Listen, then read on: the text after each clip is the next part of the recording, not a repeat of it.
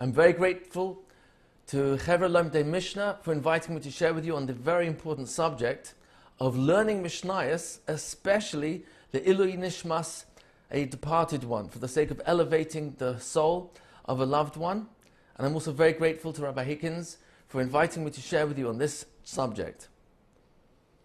So I'm going to start at the beginning. HaKadosh Baruch Hu gives us the Torah at Mamad HaSinai. The Torah, in its skeletal definition, is really two items.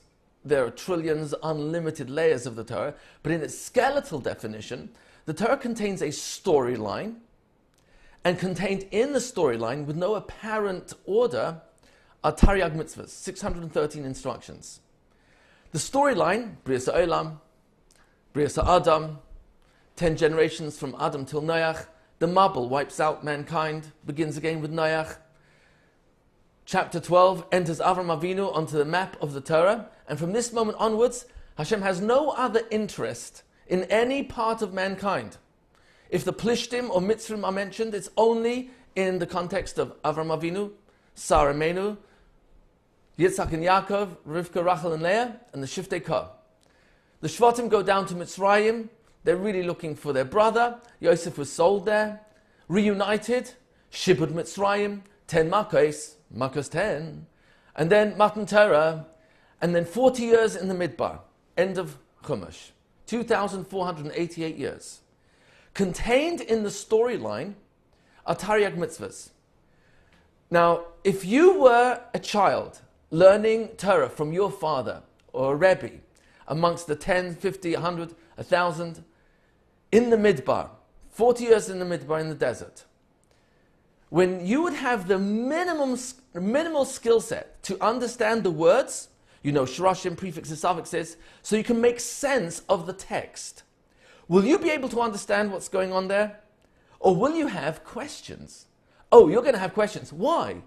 Because the text was dictated by HaKadosh Baruch Hu to Moshe Rabbeinu, so anyone who understands how to read and can make sense of the words will immediately realize the Torah is breaking its own rules. Lashon Zachar is supposed to be Nekeva. Nekeva is supposed to be Zachar. Yachid is supposed to be Rabbi. Rabbi is supposed to be Yachid. Plural, singular. It's breaking its own rules. Every single pasuk. Why is it that way? In order to force the child to think. Now, it took 1,300 years of transmitting the missing information contained in the psukim, in the verses, until Rabbeinu HaKadosh, Rabbi Yehuda Nasi, the then president of the Jewish people, committed the missing information, the Torah Sheba'al Peh, to writing. That text, we all know, is the Mishnah. And that's what we're going to talk about. But let's understand, what does it mean that's the Mishnah? The Mishnah. What does it mean that now the oral law, the Torah Sheba'al Peh, is in writing? So let me share with you a very simple analogy which Reb Shamshul Raphael Hirsch offers to understand what is the distinction between the Torah Shebechtav, the Torah Sheba'al Peh. If you go to a lecture, can you imagine that? And you're at this lecture and you actually enjoy it, so you're taking notes. And at the end of the lecture, you go to your husband, your wife, your friends, and you say, you know, that was a great lecture. Let me share with you my notes. Now, why will it be that you will not be successful in reconstructing the lecture from the notes that your friend or your spouse gave you of the lecture? Well, there's lots of reasons. Okay, it might be they can't read your handwriting, but let's assume they can. Well, there's an asterisk here, there's a color coding over here, and you've got your criteria for what you think is important to include in your notes and what you don't think is important. So it's impossible for anybody to reconstruct the lecture based on the notes. Comes along Rab Shamshul Raphael Hirsch, and he offers the following analogy.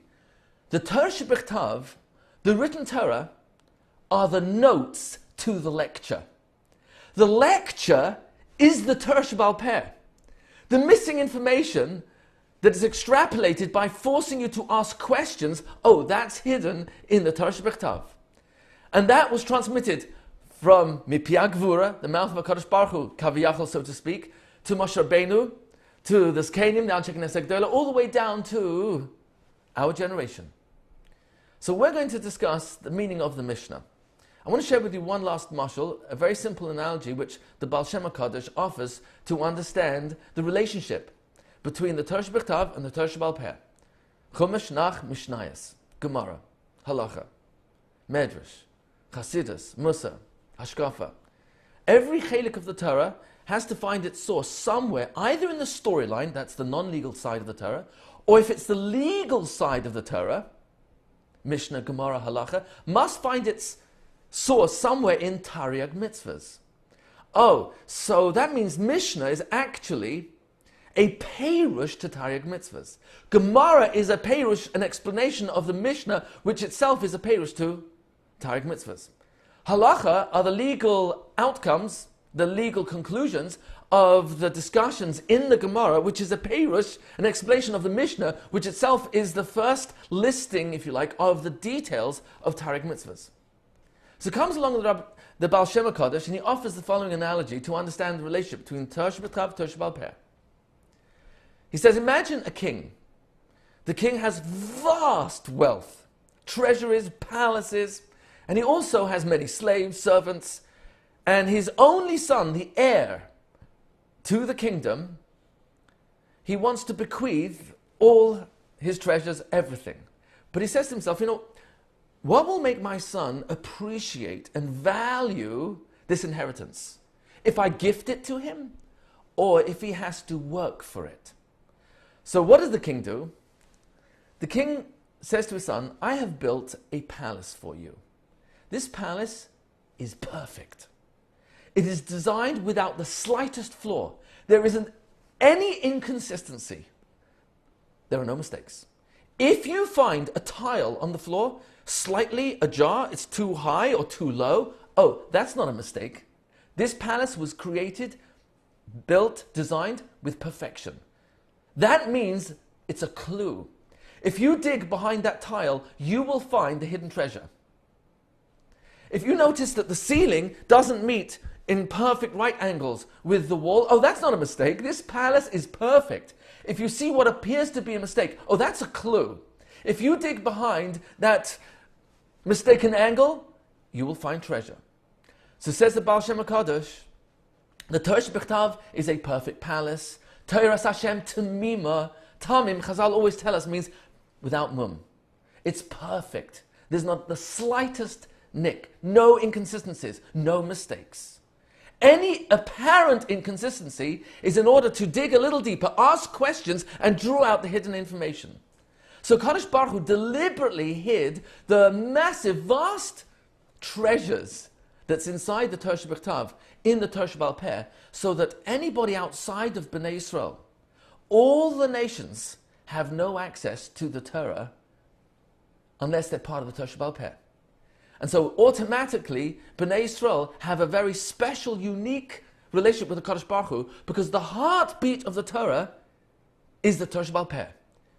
And the starting point of the Torah Sheba'al Peh is Mishnayos, is the Mishnah of Rabbi Yehuda Hanasi. So let's understand what this means. For 1,300 years, children learned with their father, with their Rabbi, V'shinantam levanecha, role model with passion and excitement, the Torah that you're living with your children. That's what the word V'shinantam really means. I'm not going into the details. We unfortunately translate it according to popular translation, which teaches your children. But actually the word V'shinantam doesn't mean teach, it really means shame, from tooth. And the tooth is the function of chewing.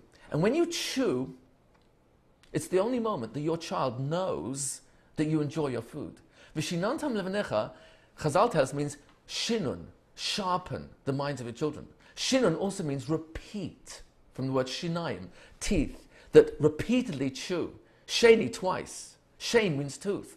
Oh, so in these multiple meanings, what Chazal are telling us is the Mishnah is the repetition of the entire Torah Sheba'al Peh for the first time in writing.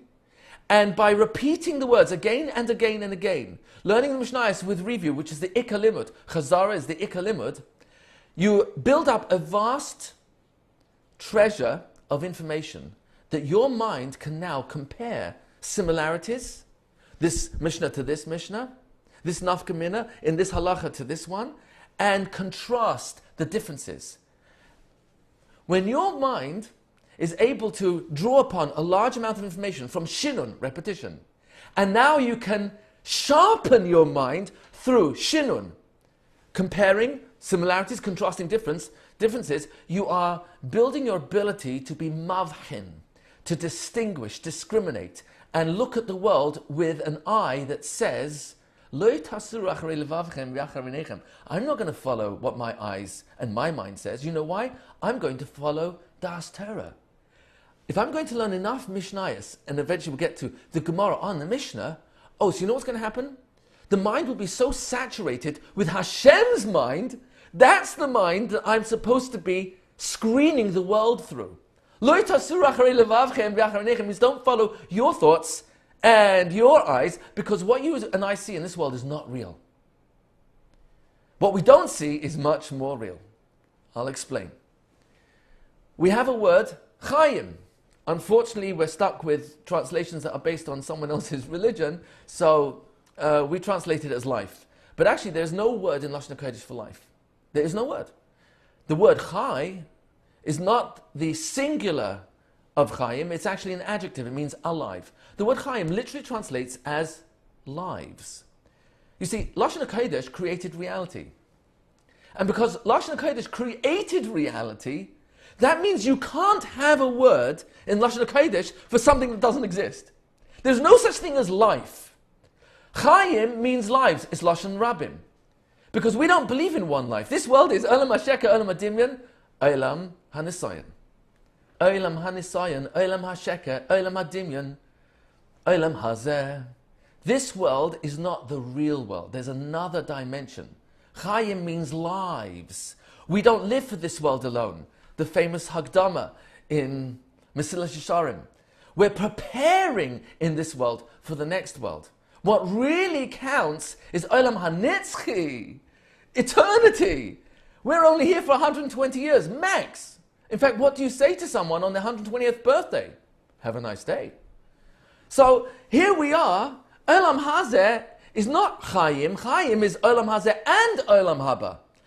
So when we're learning Mishnayos, what we're really doing is chewing the information. And the more you love it, the more you savor it, the taste of learning. Rabbi Meir says it's mutter. Rabbi Yossi says it's asa. Rabbi Shimon says tameh. Rabbi Yishmael says it's tahor. And you know what happens now? Why do they say that? And this invites the mind, this provokes questions, this engages our thoughts, and we delve a little bit deeper. When the Mishnayos was written, the purpose was to remind us of the missing information that the Mishnah doesn't give us. Because the Chumash was written so you can't understand it, you're forced to ask questions and start drawing out what's missing, the Torah Sheba'al Peh. And then when the Mishnayos was actually written, Rabbi Yehuda Nasi, how did he write Mishnayos? He wrote it with such a kitzur lashon. It's so terse and cryptic. The language is so codified that when you read the words, do you have all the information you need to understand what it's talking about? There's missing information. Where's that information? Rabbi Yehuda Nasi wrote down a cryptic language, shorthand, so that you are forced to ask questions. Think. Within 300 years, Chazal had to write down the missing information that the Mishnah represented. What were the svaras behind Rabbi Shmuel, who said it's tahor? Rabbi Meir, who said it's tameh? Rabbi Yossi, who says it's mutter?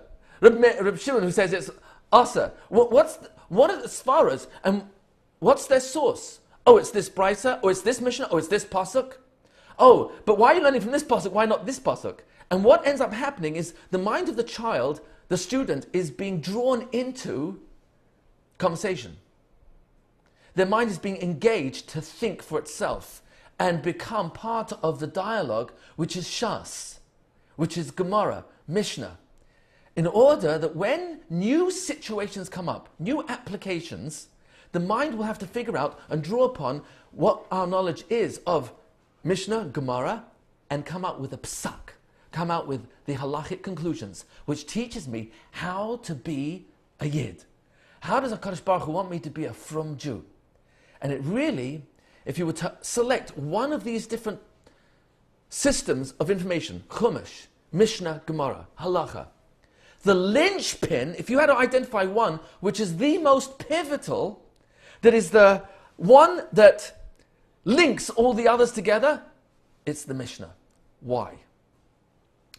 Mishnah's Lashon Mishaneh, it changes where we really need to change. Where do I need to change? Shape of my body?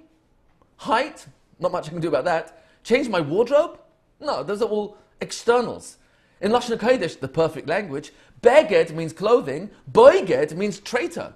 Rabbi Shalom, in your unlimited imagination, in English you've got one word for traitor, one word for clothing. Why do you have two meanings for coming out of one word? Oh, there are no mistakes in Lashon HaKodesh.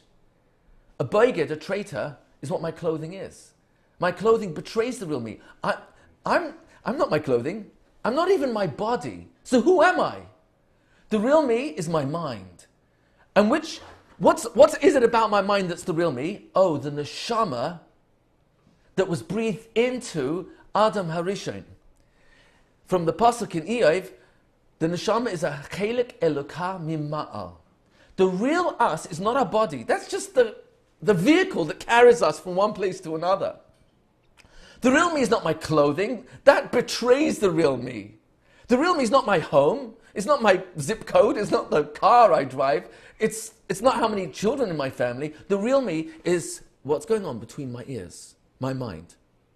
And what feeds my mind? Well, when HaKadosh Baruch Hu removes the battery, the neshama, from the mind, it's dead. So comes along Shalach HaKadosh and offers to us that the word Mishnah is the exact same oisis neshama. Why?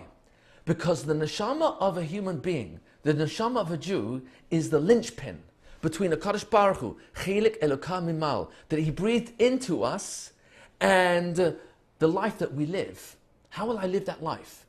So the neshama is what gives my body, the bottom of the scale, HaKadosh Baruch Hu, so to speak, at the top, and the neshama in the middle, which is linking us. Mishnayos is the link between the Oraisa, the Chumash, HaKadosh Baruch Hu's mindset, Kaviyachal. Those aren't my words. Rabbi Avigdor Miller Hatzal said it many times. The Torah Kaviyachal, so to speak, is really HaKadosh Baruch Hu's mindset in writing for us to be able to understand Him.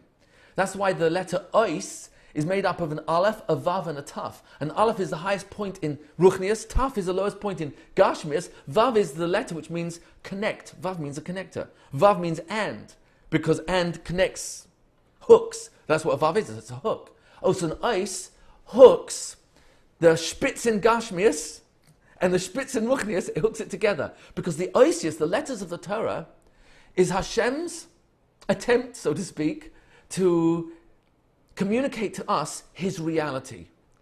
Mishnah is all about being Mishaneh, changing our minds from seeing a world that's not real and connecting to a HaKadosh Baruch Hu's reality. What's a HaKadosh Baruch Hu's reality? He gave us Tariag Mitzvahs, 613 instructions, which tells us how to live the most happy possible lives. HaKadosh Baruch Hu gave us Tariag Mitzvahs so that we know to take wool and turn it into tzitzit. HaKadosh Baruch Hu gave us mitzvahs so we take wool, we turn it into clothing. We avoid shatnez, where the wool and linen are separated. HaKadosh Baruch Hu gave us the hide of a cow, we turn it into tefillin. We take the Olam HaGashmi through Tariq Mitzvahs, we elevate it through Olam HaRuchni, and it's all because of Mishnayos, because the Mishnayos is what's opening up the meaning of Tariq Mitzvahs. It's the first attempt to give us what do Tariq Mitzvahs mean, because there's not a single mitzvah in the entire Torah that makes any sense on its own in the Torah Shebechtav. Not a single one. Any single mitzvah you want to look at makes no sense on its own. Even the most simple mitzvahs. V'ahavta recha kamecha. Love your neighbor as yourself. Well, what happens if I hate myself? How much do I have to love you? What happens if I'm suicidal? Oh my gosh, I can kill you in the name of the Torah. And what about kibbut aveim? Oh, kabet et avicha ve'et imecha. What's complicated about honor your father and your mother? That's pretty clear. Oh, no. The Torah is not clear. HaKadosh Baruch Hu did not want the Oraisa to be clear so that the non-Jewish world has no access.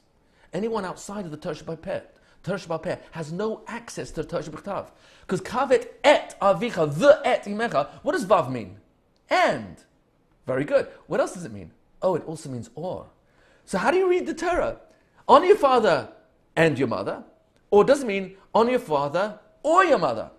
Now, if you know anyone who's separated, divorced, they know the answer to that question. But for most, it means honor your father and your mother. Okay, so you're going to assume that's logical. Fine. Look, one parak later, Parshat Mishpatim, in Parak Kafalef in Shmos, guess what you're going to find? Mikalel aviv ve'imai maishimas. If you curse or hit your father or your mother, then it's a death penalty. That's a pretty serious one. And, or. Which one does it mean? Hit your father and your mother, or hit your father or your mother? I mean, can you imagine if it means and, then, because that's what we said, kavet et avicha vet imecha means, it means and. Oh, so if it means and over here, then I have to, Dad and Mom, could you put your heads together so I can, I mean, how else will I be able to be over on this issa? The Torah deliberately doesn't make sense to force you to ask questions. The Tariq mitzvahs, none of them make sense. In order, lo tirtzach doesn't mean don't kill, because the Torah Sheba'al Peh tells me, haba leharkecha, someone comes to kill you, what should I do? Wait for them, and if they're not successful, retaliate? No, we don't believe in retaliation. Hashkim lehargo, get up early and kill him first. Oh, but wait a minute, it says lo tirtzach. Yeah, but that is a principle. The application is not the principle. The application depends on the circumstances. So you need the Mishnayos to elaborate, what's the full range of muta asa, tamei tahor? What's the full range of in between the two extremes that we can apply halacha in new situations? So Rabbeinu HaKadosh gave us the Mishnah, but he also wrote it in such a way we're still forced to go to a Talmid Chacham, which I will translate not according to the popular translation, according to Chazal. Talmid Chacham does not mean a Torah scholar, it means a student of a Chacham. Oh, so you are bringing attention to who did I get this information from? Oh, because we depend on a Masorah of live people. We learn much more from a live person than from a sefer. And that's why the Torah Sheba'al Peh was not meant to be written down, and it was Hoirah Shah, last Mishnah in Brachas, it was Hoirah Shah, it was an emergency measure that Rabbeinu HaKadosh said, if we don't write the Torah Sheba'al Peh in the form of the Mishnah, we're going to forget it completely. So came along Rabbeinu HaKadosh, Rambam in his Hagdama to Zeraim, Mishnayos Zeraim, he gives us the history, if you want to call it, of the Torah Sheba'al Peh. And he explains why Rabbeinu HaKadosh, in his lifetime, was called HaKadosh, it's Gemara in Gittin, because he was extraordinary in his precious. He was arguably the most wealthy individual in the Jewish nation. He was the greatest Talmid Chacham, Gadol Hadar. He was the Nasi, he was the president of the Jewish people. He rubbed shoulders literally with the Caesar of the Roman Empire. There's much more to be said on that, but the piece I want to bring out, what Rambam brings out, is really the following. Rabbeinu HaKadosh was perfectly situated to be the right person at the right time to write the Mishnayos. What does that mean? All the Shmuos, all the statements that all the Hachamim had from their Rebbe, Talmid Chacham, who was himself a Talmid of a Chacham, all the way back to Moshe Rabbeinu, they had all these statements which remained Torah Sheba'al Peh, but now had to be written down. So he financed hundreds of the Tanaim to sit down and record all the statements that they had heard from their Rebbe, who heard from their Rebbe all the way back to Moshe Rabbeinu.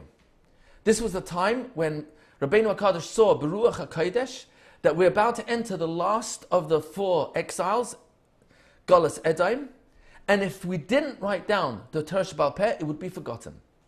So the original intent in writing the Mishnayos was to preserve the Torah Sheba'al Peh, but in such a way, similar to the Torah Shebechtav, that when you read the Mishnayos, you're not going to understand what you need to understand from it. There's still missing information. Oh, you have to go to another Talmud Chacham to get the Gemara.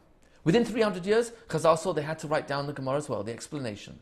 But when they did, they didn't feed you. What's the format of Gemara? Question, answer, problem, solution. Oh, it ensures that the transmission of Torah continues to be a dialogue. Dialogue means Rabbi Talmud engaged in their minds. Milchamta shel Torah.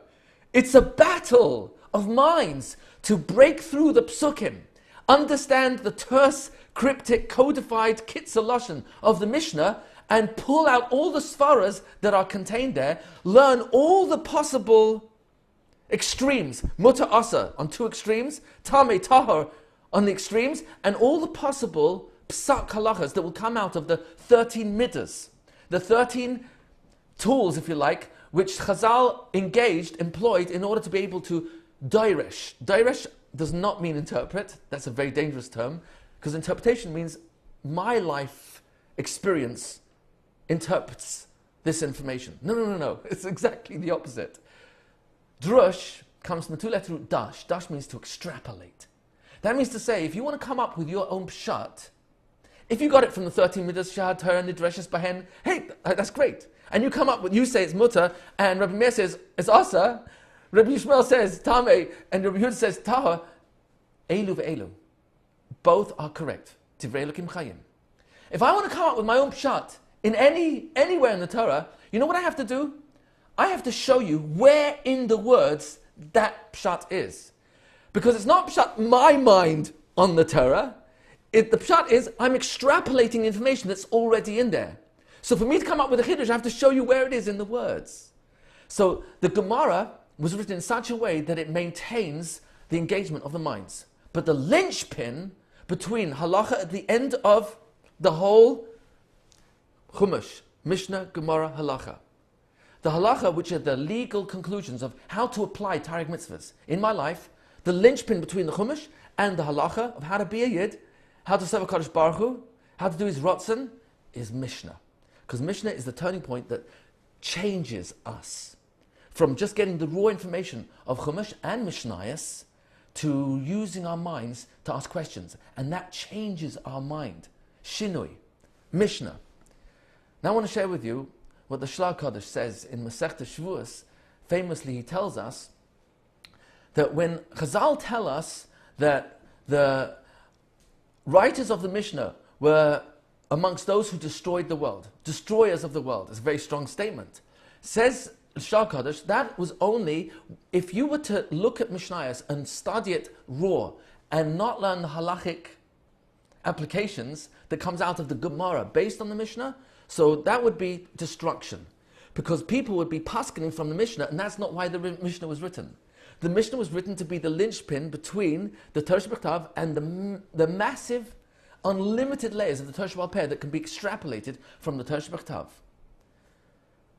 Comes along the Shlar Kodesh and says, but now that we have the Rambam's Perush on the Mishnah, which gives you a kitzur of the pshat and halachic conclusions of the Gemara on the Mishnah, and you have the Rav Bar Tanura, says the Shlar Kodesh, learning Mishnah gets elevated.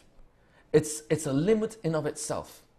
And the more we learn Mishnayos and Chazara, the more our understanding of Gemara is superior. Because the Gemara is a Perush to the Mishnah.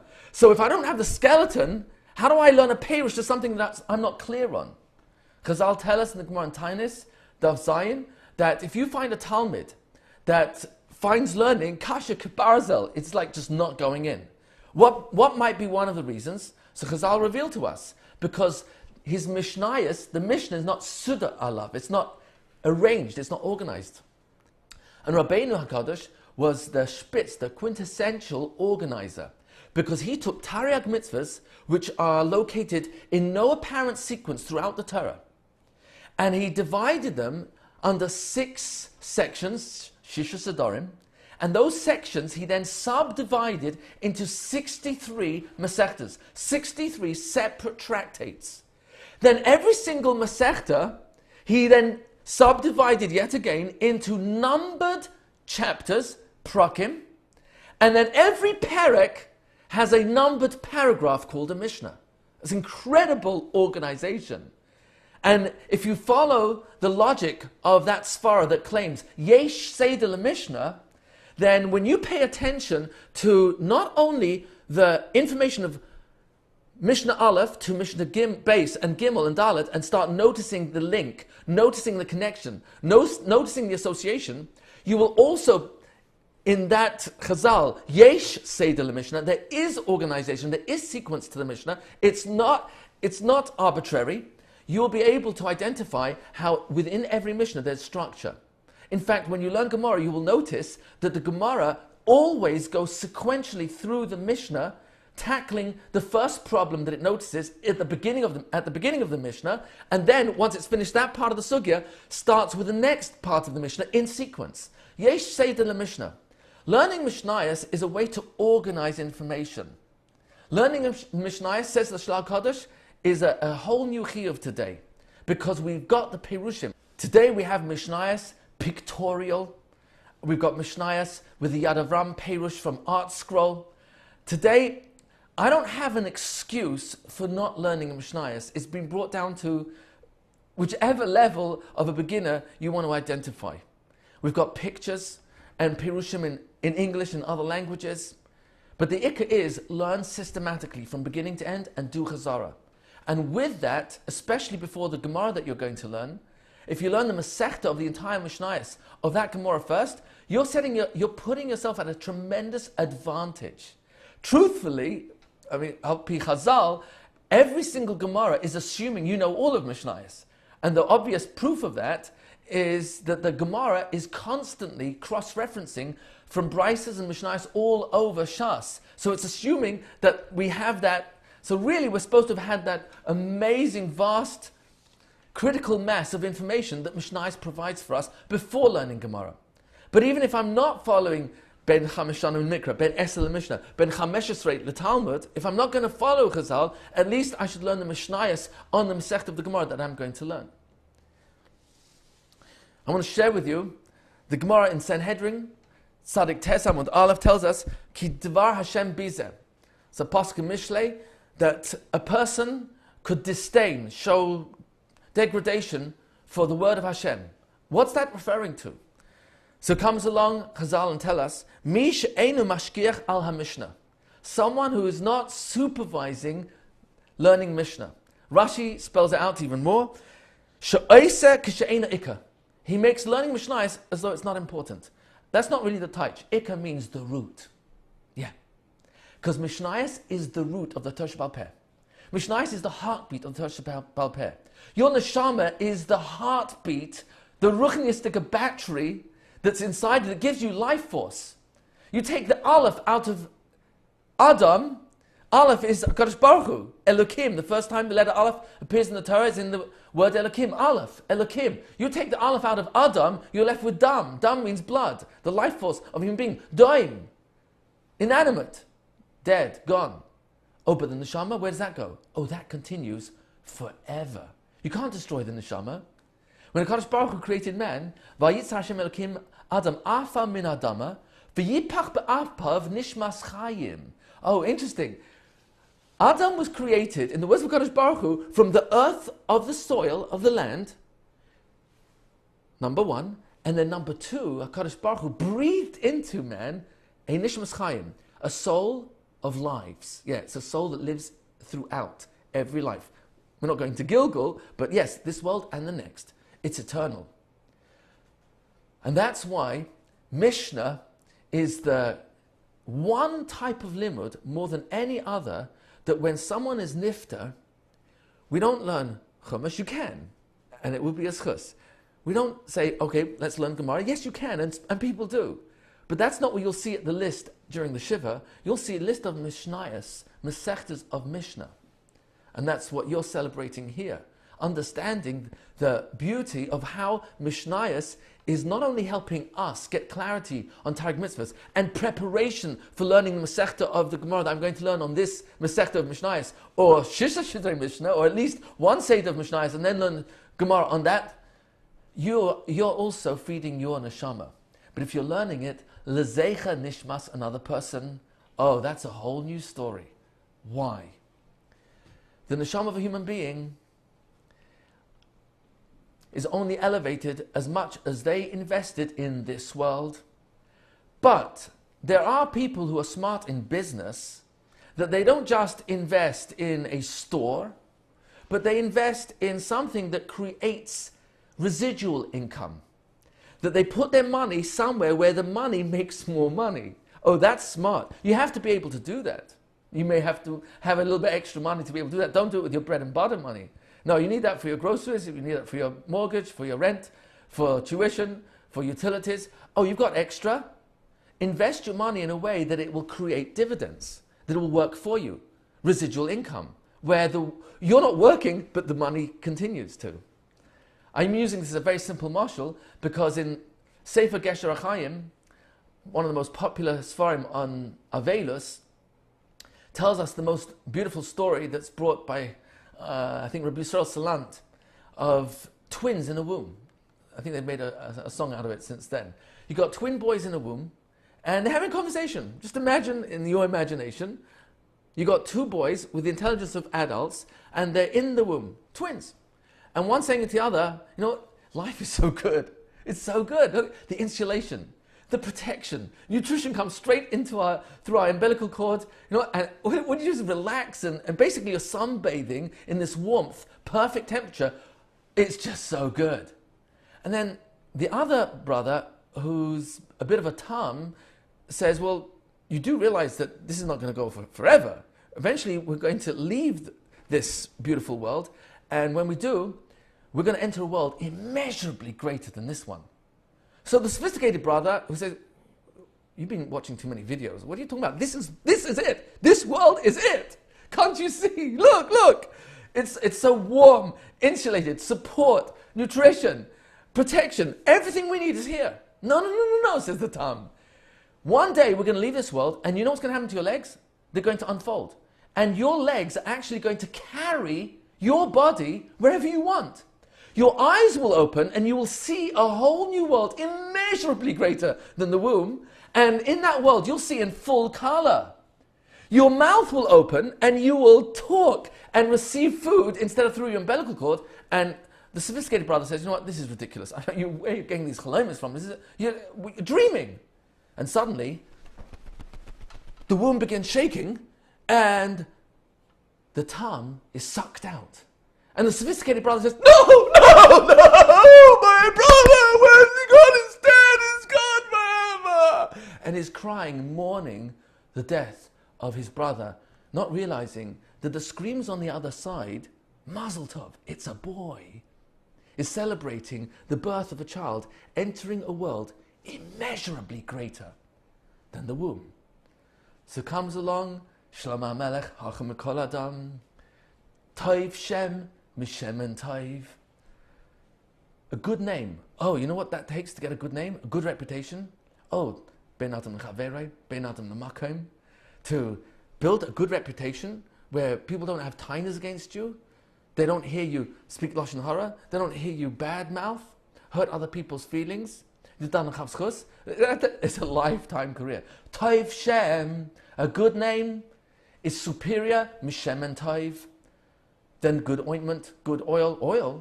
Oil, hey, that's a really valuable commodity. Oil, light, warmth, fire, petroleum, gas.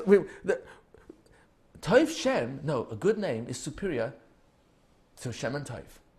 And just as the two are worlds apart, it's not nearly as much as V'yom ha'maves miyom yivaladai.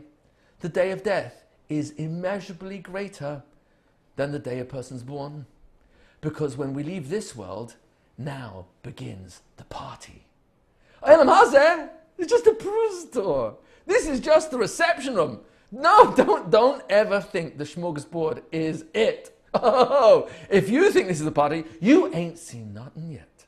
Because as soon as the doors open at the end of the reception hall and you enter, oh my gosh, look at the party. This is the banquet. Olam hazeh daim leprusdai, bifnei olam haba, hatkin atzmecha, prepare yourself, fix yourself. In the prusdor, at the smorgasbord, kadei shetkanis letraklin, so that when we enter into the real world, we are prepared. What does that mean? How am I preparing for the next world? When you leave a child behind, when a parent leaves a child behind, and that child continues doing mitzvahs and Torah, that elevates the neshama, because the neshama can only go as far as it has done in this world. Oh, but if it's invested in children who are Yodea Sefer, and those children are learning Mishnayos, Mishnayos, Mishnah, Neshama, it's all connected. Of all the Shvatim, Asher, Chazal tell us, learned the most Tersh Baal Peh from his father. Even though Shevet Levi were the transmitters later on, Asher is the one person of all the Shvatim that Chazal tell us that when someone Hashem goes to Gehenna and screams out, "Can anyone pull me out?" Asher comes and says, "Did you learn any Mishnayos?" "Oh, you did? You're mine." And he'll pull him out. Oh, interesting. You see, we don't believe in one life. We believe in Chayim, Olam Hazeh, Olam Haba. And Mishnayos is elevating the neshama in the next world, because what I do down here affects the big picture, the real world, Olam Haba. So Mishnayos is the one limit over and above all the others that is selected, because it's the linchpin. Someone who's got the most Mishnayos is probably going to understand the Gemara the best. Rabbi Moshe Feinstein of blessed memory, he used to make one siyum a year for finishing Shisha Sidrei Mishnah, just for the Seder he had in Mishnayos during L'cha Dodi. While L'cha Dodi was continuing with, he was finishing up his Mishnayos. He had many other siyumim of Mishnayos, more than once a month, but this was just one, just for that period of time. Amazing. Just during L'cha Dodi, the whole year, he was able to finish Shisha Sidrei Mishnah. It wasn't the first time he was learning it, it was Chazara. And the more Chazara, the faster it gets. But that's the linchpin, that's the preparation for really knowing Gemara well. Because what's the Gemara? Oh, the Gemara is constantly cross-referencing Mishnayos and Prices. So Chazal tell us, Le'olam havi ratz le'mishnah. Consistently, Le'olam is a very strong language. It means consistently or constantly. It's a very, very powerful language. Consistently, constantly, Le'olam ya'adam ratz le'mishnah. A person should constantly run to the mitzvah, to the Mishnah. Over and above Ava Limudim. Not because it's necessarily superior to Gemara, but it's the linchpin that connects Tarek Mitzvahs to the Halacha, which the Mishnah and the Gemara is in between. And the Mishnah is the one that prepares us the most. If you were to ask who's got the greatest chus of learning Torah, I'm not the one who can say, but I'm speculating the following. The Beis Yosef, Rabbeinu Yosef Karo. And here's the logic. It's a very powerful logic, very simple logic. Rashi, he holds our hand, Chumash and Gemara. Oh my gosh, who wouldn't want the schus of Rashi? But what's the purpose of learning Chumash? What's the purpose of learning Mishnayos? What's the purpose of learning Gemara? Oh, it's in order to come out with the halachic applications. How to be a Jew. How to do Rotzon HaBeireh. How to be Basimcha in the mitzvahs of HaKadosh Baruch Hu. Oh, so the real tachlis of all the limudim is Almanas Lasos? Yeah. It's not Lilmod Almanas Lilamed. That's praiseworthy. But you know what's the highest level? Lilmod Almanas Lasos. That's why the Marashah says, La'adam Amal Adam Yulad. Pasuk in Iyov. And the Gemara in Sanhedrin says, Ashrei Misha Amala B'Torah. Says the Marashah, La'amal Adam Yulad is the oisis. La'amal is the oisis. Lilmod Almanas Lasos. The purpose of all learning ultimately has to be, Rebbeinu Shalom, what do you want me to do? How do I apply what I've learned in my marriage, with this child, in my health, in my finances? How do I be loyal as an employee, with money? How am I honest in integrity in the workplace? How do I get along with my co-workers? And the Torah gives us directives on every level. So comes along Rabbeinu Yosef Karo, who first wrote a Perush to the Rambam and then the Torah, and finally wrote the Shulchan Aruch. And what does he attribute the unbelievable schus to? He learnt Mishnayos, Baal Peh, all the time. And he would learn Masechtas, Shisha Sidrei Mishnah. He actually had Sidorim where he would finish the whole of Mishnayos once a week. The point I want to bring out, in his Sefer Magid Misharim, a Malach who was the Malach over the Mishnah came to him and learnt with him every night. And what was the schus of that? Because of Mishnayos. So Rabbi Yosef Karo, he was Zeicher to be the Machaber of Shulchan Aruch, which Ad Hayom is the starting point of almost all the legal applications of how to be a from Jew. What a zechus! Now you could argue, hey, Rambam fed into that because a lot of the psak is based on the Rambam. I'm not taking away from that, but what I am bringing out is that schus came about because of his raiv, his abundant learning of Mishnayos. Sequential chazara, sequential learning from one beginning of the Masechta to the end, and then another Masechta, and constant review. That's the secret to success in learning Mishnayos. I conclude. Medrash Rabbah in Vayikra, in Perek Gimel, Ois Zayin, tells us that it's in the schus of Mishnayos there'll be kibbutz galius. It's in the schus of Mishnayos Yavai Mashiach. Mashiach will come. That's not small, that's gigantic. Let me explain a possible meaning of why it is that Mishnayos is the one that's going to bring those two before Tchias HaMesim. Because those are the two major events that's going to happen before Tchias HaMesim. Kibbutz Galius, coming of Mashiach. How does that work? So there's a Chazal in Psikta Rabasi, Perek Hey, Ois Aleph, that tells us that when HaKadosh Baruch Hu brings everyone to Yom Hadin, all the non-Jewish nations will say, "We're your children." And Bnei Yisrael say, "No, we're your children." So how will that get sorted out? So it comes along Chazal and tells us, HaKadosh Baruch Hu is going to say, well, when I gave the Torah at Har Sinai, I gave it to Bnei Yisrael. So the Christians and the Muslims are going to say, yeah, but we also believe in the Torah Shebechtav. And they actually do. So they're saying, we're also your children. Yishmael, Esav. Comes along HaKadosh Baruch Hu and says, oh, but there's one way to be sure who are my kids, who are my children. Because, and I'm going to share with you this beautiful mashal. Under the chuppah of Ma'amad Har Sinai, the king, HaKadosh Baruch Hu, marries the queen, Bnei Yisrael. So, in this mashal, the king gives the queen a rock, diamond, massive diamond, and places it on her finger. And this diamond is an external demonstration of the king's love for his beloved queen. But he also whispered in her ears only words that the queen could hear, nobody else. Ask the queen, which is more precious to you? The diamond ring or those words of Chavivus that are completely unique and intimate to king and queen, husband and wife? Who said diamond?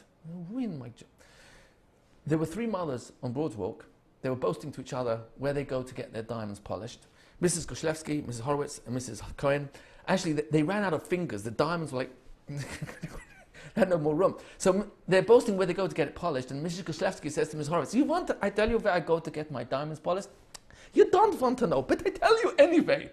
We have this man, oh, he's so expensive.